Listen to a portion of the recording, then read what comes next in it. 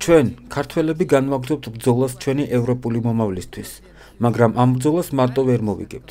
ბოლო წლებმა გვიჩვენა, რომ რუსეთი სულ უფრო მრავალფეროვან იარაღს იყენებს საკუთარი მიზნების მისაღწევად, არა მხოლოდ სამხედრო აგრესიას, რომელიც უკრაინაში წაგებულად დარჩა, არამედ პროპაგანდას, კიბერთავდასხმებს, დეზინფორმაციას, არჩევნების მანიპულაციას და სხვა ინსტრუმენტებს. ამ ყველაფერს ევროპიდან პასუხი სჭირდება. ევროკავშირის პოლიტიკა უნდა იყოს არა მხოლოდ ეკონომიკური ინტეგრაცია, არამედ მტკიცე თავდაცვითი და უსაფრთხოების პოლიტიკა. ამასთან ერთად, ევროკავშირს სჭირდება ახალი რბილი ძალის პოლიტიკა. მხოლოდ სადამკვირვებლო მისია საკმარისი აღარ არის, რადგან რუსეთს შეუძლია არჩევნების მანიპულირება ისეთი მეთოდებით, რომლებიც კლასიკური მეთოდებით ვერ იშიფრება. დღეს დაბეჭდილება რჩება, რომ ევროკავშირი პასიურია, არ იყენებს თავის მთელ შესაძლებლობებს.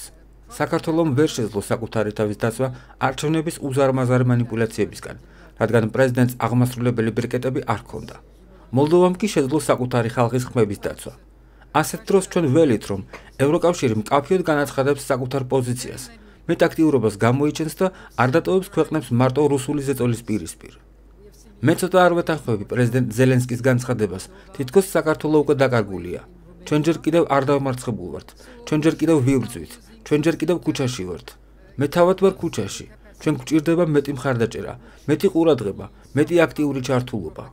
ევროკავშირს შეუძლია და ვალდებულია, რომ მეტი გააკეთოს როგორც უკრაინის სამხედრო მხარდაჭერის, ისე ჩვენთან პოლიტიკური მხარდაჭერისთვის.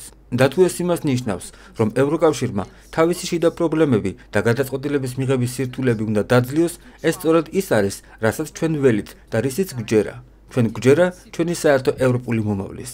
განაცხადა სალომე ზურაბიშვილმა ვარშავის უსაფრთხოების ფორუმზე სიტყვით გამოსვლისას.